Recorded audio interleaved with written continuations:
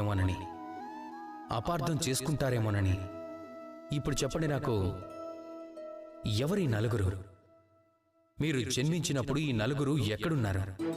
మీరు ఏదైనా కఠిన సమస్యల్లో చిక్కుకున్నప్పుడు ఈ నలుగురు ఏమైపోయారు? వాళ్ళు ఏమైనా చేశారా, లేక మీకు ఎదురైన సమస్యల్ని మీరే పరిష్కరించుకున్నారా? ఆ నలుగురు గురించి ఆలోచించడం మానేస్తే మీరు మీ జీవితాన్ని అనుభవించగలరు. మీరు జీవితంలో చేయగల మంచిని 10 మందికి పంచడం ఎలాగో చూడండి. పరిస్థితి ఎదురు తిరిగితే పోరాడండి, అంతేగాని నలుగురు గురించి ఆలోచిస్తూ కూర్చోకండి. ఒక్కటే ఆలోచించండి, మీ జీవితంలో చేయగల మంచి ఏమిటి అనేది మాత్రమే.